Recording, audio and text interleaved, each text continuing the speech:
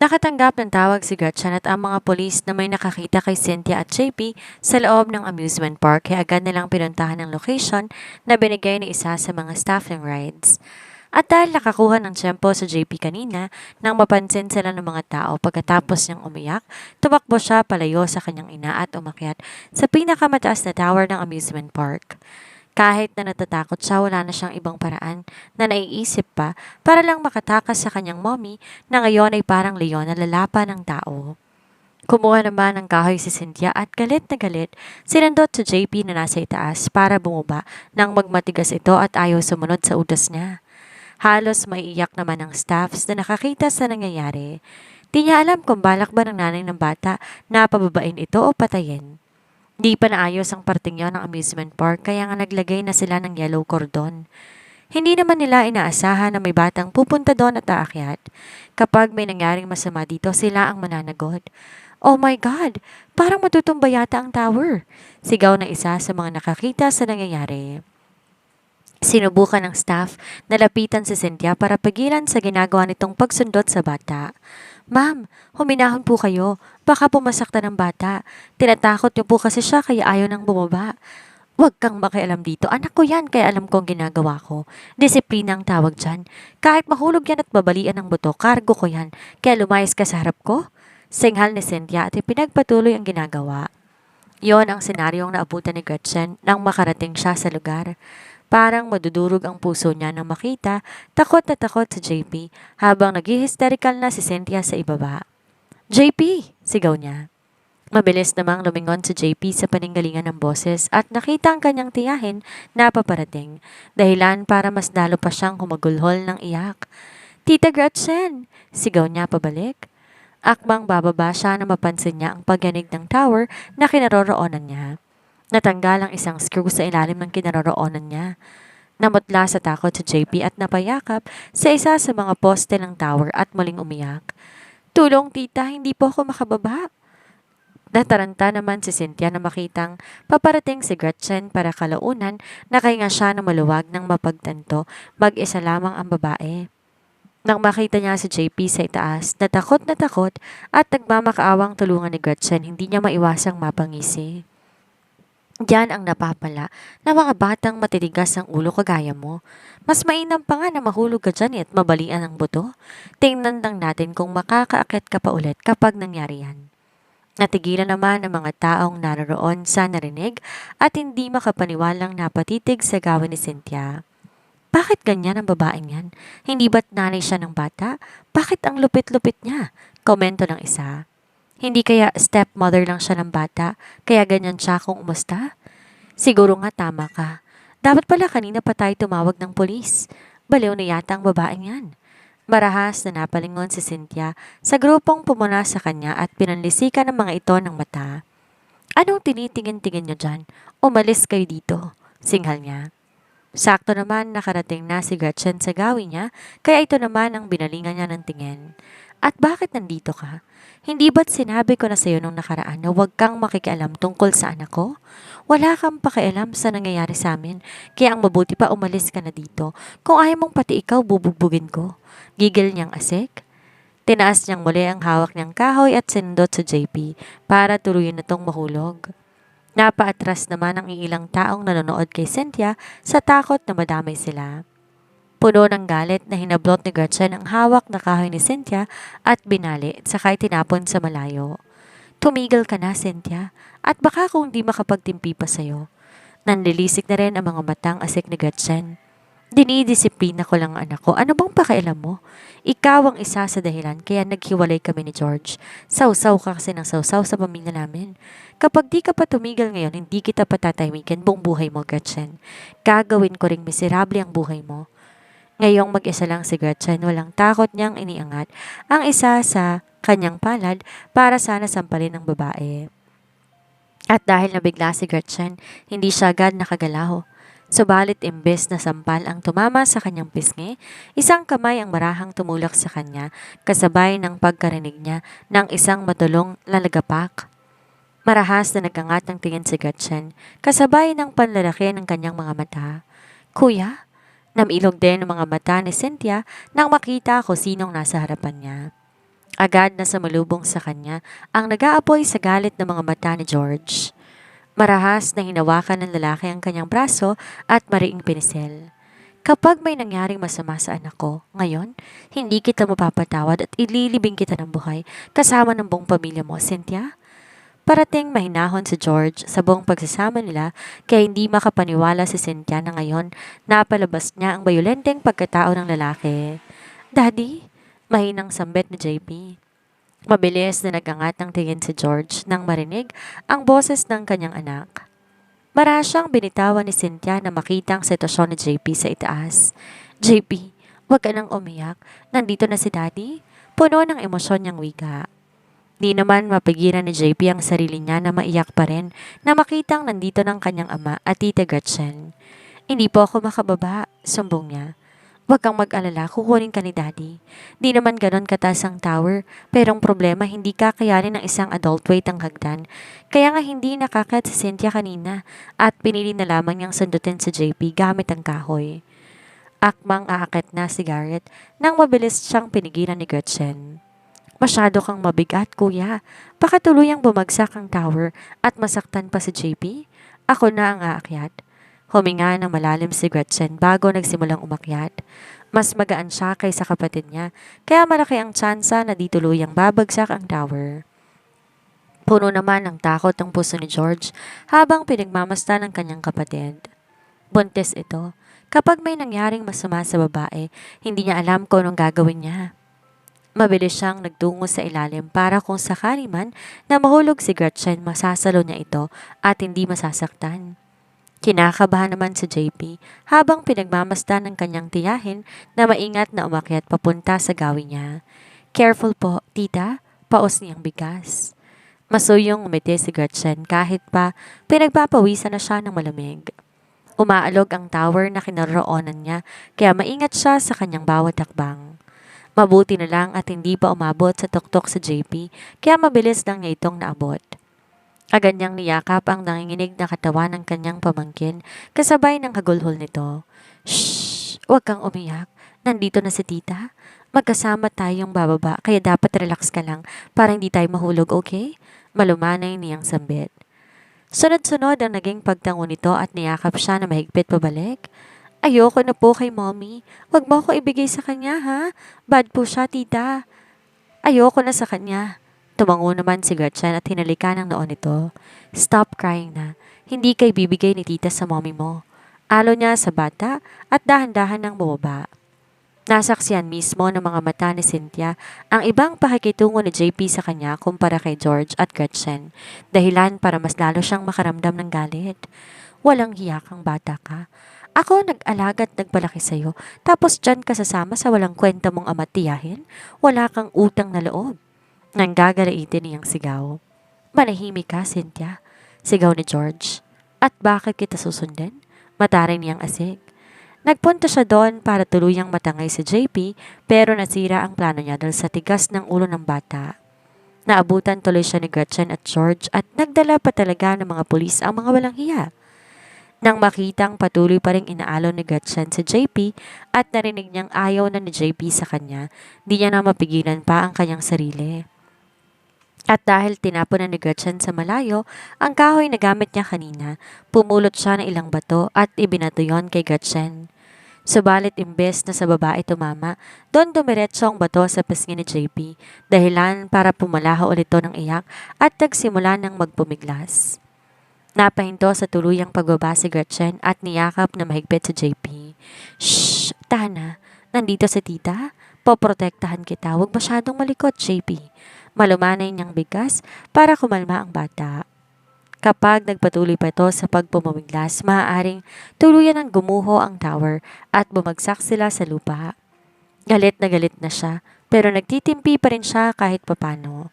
Subalit ang di nila inaasahan, muli na naman silang binato ni Cynthia at ngayon tumama na yon sa ulo ni JP. Nang masiguro ni George na ligtas na nakababa sina Gretchen at JP, mabilis siyang lumapit sa kinaroroonan ni Cynthia at hinedlock ang babae. Ang kapal ng mukha mong sakta ng anak ko. Papatay na talaga kita ng tuluyan para matigil ka na. Gigil niyang sambit. Pakiramdam niya tuluyan ng nagdilim ang paningin niya. Mabilis namang lumapit ang mga pulis. Binuwag ang dalawa bago pa man matutuluyan ni Garrett si Cynthia. Panay naman ang ubo ng huli habang hawak to ng ilang mga pulis. Nang makabawi na si Cynthia, pinukol niya ang nakamamatay na tingin ang mga otoridad na may hawak sa kanya. Anak ko ang batang yan. Wala kayong pakialam kahit patayin ko pa yun sa bugbog. Kahit magkamatayan man tayo, ako ang nanay ni JP, kaya ako ang may karapatan. Nang gagalaitin niyang sigaw. Sandali pang inalo ni Gretchen si JP bago niya to iniwan sa pangangalaga ni Kendra at naglakad papunta sa gawin ni na Cynthia at George. Dinig na dinig niya ang nakakasurang boses nito at walang kwentang mga salitang lumalabas sa bibig nito. Nang tumapat siya sa kinaroroonan ni Cynthia, walang habas niyang hinila ang buhok nito, saka nagpakawala ng isang malakas sa sampal. Para yan sa kasamaan mo, gigil niyang sambit. Pumaling sa kabilang direksyon ng mukha ni Cynthia. Pakiramdam niya mabibigyan siya sa lakas ng sampal na tumama sa kanyang pisngi. Dahan-dahan siyang lumingon at pinukol ang isang nakamamatay na titig si Gretchen. Ang kapal na mukha mong sampalin ako? Bago pa man niya matapos ang kanyang sasabihin, ay isa na namang sampal ang tumama sa kabila niyang pisngi. Para sa panluloko mo sa kapatid ko. Di pa man nakakahuma si Cynthia, may panibagong sampal na namang tumama sa kanyang mukha. At para sa ginawa mo sa pamangkin ko, hindi lang basta sampal ang natanggap ni Cynthia. Malutong na malutong at puno ng gigil na sa hinuha niya, namamaga at namamanhid na ang kanyang buong mukha. Namanhid ang mga kamay ni Gretchen matapos niyang sampalin ng 3 beses si Cynthia, pero kasabay naman nun nakahinga siya ng maluwag na para bang may nabunot na nakabuong tinik sa dibdib niya. Sandaling natulala si Cynthia, hindi halos makapaniwala na sinampal talaga siya ni Gretchen. Hindi lang isa kundi 3 beses pa. Wala sa sarili siyang napahawak sa kanyang mga pisngi bago nagsusumigaw sa matinis niyang boses. Pagbabayaran mo itong pananakit na ginawa mo sa akin. Ide-demanda kita ng physical assault, ipapakulong kita. Nagpumigla siya mula sa pagkakahawak ng mga otoridad sa braso niya at akmang susugurin si Gretchen subalit hindi niya nagawa.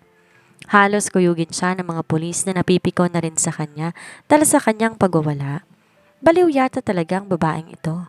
Bakit niyo ba ako inuhuli? Nanay ako ng bata. Di na natuloy pa ang iba pa sanang sasabihin niya nang pinipitin ng isang pulis ang kanyang braso at idiniin ang kanyang muka sa pinakamalapit na pader, dahilan para mapaigik siya sa sakit. Namamaga na nga ang kanyang muka tapos hindi pa siya makagalaw at siya pa talagang inaresto. Anong nanay ang pinagsasasabi niyan? Mukha nga siyang papatay ng tao eh. Siguro wala na sa tamang pag-iisip yan. Narinig mo naman, di ba? Ayaw na ng bata sa kanya. Nakakadismaya na may nanay palang ganyan. Mas lalo pang nangapal ang mukha ni Cynthia nang marinig ang mga komento ng mga nanonood. Hindi lang yon, kinunan pa talaga siya ng video at sinigurado siya na ipapakalat yun sa internet at mas lalo siyang mapapahiya. Mahigpit namang niyakap ni George JP. Di na to gaanong umiiyak pero nanginginig pa rin sa takot ang bata at nagsusumiksik pa sa mga bisig ni George. Mukhang hindi pa nga talaga humuhupa ang kaba at takot sa sistema nito. Kahit hawak na ng mga otoridad sa Cynthia, hindi pa rin to tumigil sa pagwawala. Wala kang bayag, George. Tinuruan mong anak ko na hindi ako irespeto. Kayong dalawa ni Gretchen ang nagturo sa kanya para wag akong kilalanin at malamang gagawin ninyong lahat para makalimutan niya na ako sa hinaharap. Isang malamig na titig ang ipinukol ni George sa babaeng dati niyang minahal at sinamba. Hindi bobong anak ko, Cynthia. Alam niyo kung anong gusto niya at hindi. Hindi ako kagaya mo na didiktahan siya. Ikaw ang dahilan kaya ayaw niya na sa'yo at kasalanan mo itong nangyari. Kung di mo siya sapilitang nilayo sa akin, malamang rerespetuhin ka pa rin ni JB hanggang ngayon. Wala ka bang utak? Hindi ko siya sapilitang dinala ko dito. Anak ko yung pinag-uusapan natin. May karapatan ako na ipasyal siya. Kayo naman ang nagturo sa kanya para maging matigas ang ulo. Ginagawa ko lang ang tungkulin kong disiplinahin ng anak ko. Bakit pa hindi niyo ako maintindihan? Tumahimik ka at sa presinto ka na magpaliwanag. Singhal ng pulis na hindi na nakatiis pa sa nakakarindi nitong boses. Wala pa ring takot si Cynthia na nilingon ng pulis. Bakit niyo ba ako inaresto? Hindi niyo ba ako narinig? Nanay ako ng bata, mga walang utak. Napasimangot naman ang pulis na nagtitimpi ng galit nito. Hindi ka namin inresto dahil nakipagkita ka sa anak mo, kundi dahil may mga nasirang gamit sa park dahil sa panggugulo mo at nanakit ka pa. Sarkastikong natawa si Cynthia. Nanakit? Anong tawag mo sa ginawa sa akin ng babaeng yan? Nandilisik ang mga matang baling nito kay Gretchen. Self-defense? Inosenteng sambit ni Gretchen. Self-defense mo mukha mo. Maraming beses mo akong sinampal. Paano naging self-defense yon? Kung di lang siya hawak ng mga pulis ngayon, kinalbo na niya si Gretchen. Akmang susugurin niya si Gretchen nang mas idiin pa siya ng mga pulis na may hawak sa kanya. Napaka-bias ninyo. Ano? Tumanggap kayo ng school mula sa babaeng yan? Naniningkit ang mga mata niyang akusa sa mga humuli sa kanya. Unang warning ko po ito, madam. Mag-ingat po kayo sa mga sinasabi ninyo kung ayaw niyong madagdagan pa ang kaso ninyo. Malamig na tura ng pulis, subalit di pa rin nagpatinag si Cynthia sa nararamdaman niyang galit. Para sa kanya, pinagkaisan siya ng mga ito.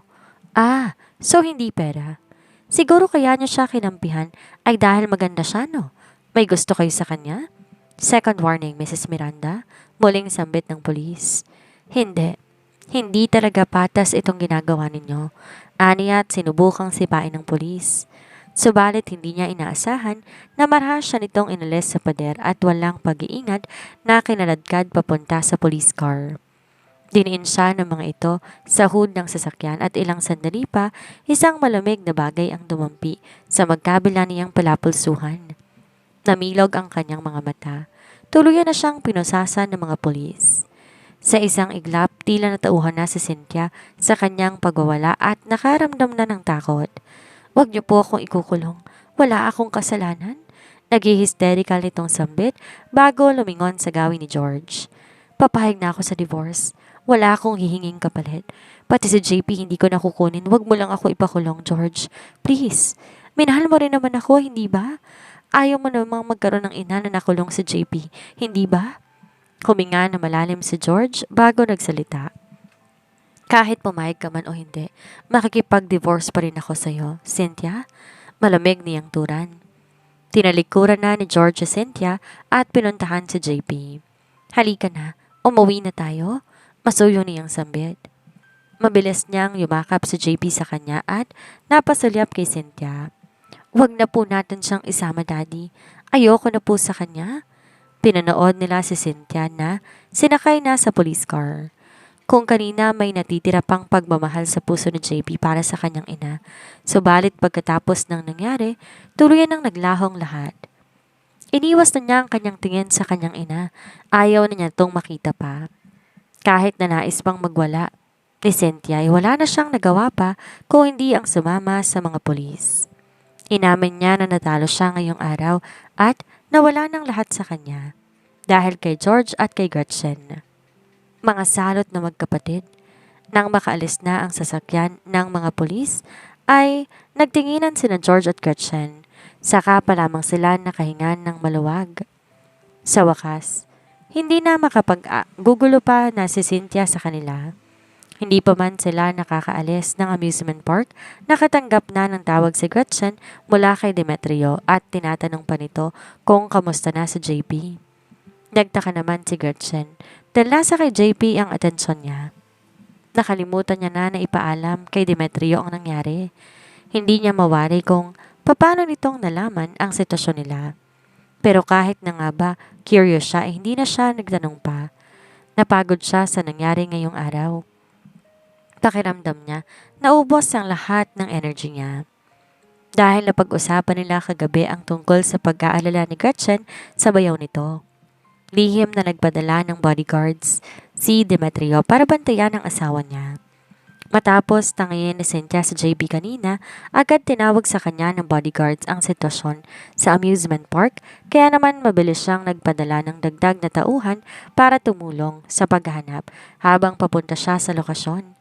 Pero dahil nga malayo ang mansyon ng mga Okamori ay hindi na siya nakaabot sa tamang oras at nang malaman niya na nasa maayos na kalagayan na sa JP, saka pa lang siya nakahinga ng maluwag.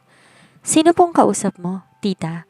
Curious sa tanong ni JP na mukhang nakabawi na mula sa takot at gulat na naramdaman nito kanina. Si Tito Demetrio mo ang kausap ko? Nakangiti niyang tugon. Gusto ko po siyang makausap. Anito at nilahad na maliit na palad para kunin ang cellphone mula sa kanya. Agad naman niya itong ibinigay sa bata at nagsimula na tong kausapin si Demetrio. Tito, muntik na po kitang hindi makita ulit. Malungkot na ani JP. Agad na sumagi sa isipan niya ang mukha ni Cynthia. Kahit ayaw ni Gretchen na makialam siya sa anumang bagay tungkol sa pamilya nito, hindi niya kayang pigilan ang sarili niya ngayon. At dahil legal na rin namang maghihiwalay sina Cynthia at George, ibig sabihin lang nun, hindi na miyembro ng pamilya ni Gretchen ng babae. And it also means he can do anything to punish that bitch who always messes with his wife. Kahit na hindi maipinta sa lamig ang ekspresyon ni Demetrio, ay nakuha pa rin niyang aluin ang pamangkin ni Gretchen. Lahat ng atensyon naroon kay JP, kaya di na malaya ng lahat ang biglaang pagkahilo ni Gretchen. Marahil sa stress at takot ni Gretchen kanina habang umaakit siya sa tower, kaya naman nakaramdam siya ng kakaiba sa katawan niya, partikular sa kanyang tiyan. Wala sa sarili siyang napahawak doon, kasabay ng pagtambol ng kaba sa puso niya. Baby, ayos ka lang ba? Bulong ng utak niya. Napahawak siya sa railings na nasa kanyang tabi para naman kahit papano ay makapag-balance siya. Subalit bigla na lang nawala ng lakas ang kanyang mga paa at bago pa man siya makahingi ng tulong, tuluyan na siyang natumba at nilamon ng kadiliman. Lumingon si JP sa gawin ni Gretchen para isauli ang cellphone ng babae na makita niya itong nakandusay na sa lupa. Tita, ano nangyayari? Takot nitong tanong. What's going on, JP? Nag-aalala namang tanong ni Demetrio sa kabilang linya. Tito, natulog po sa lupa si tita. Ayaw pong gumising?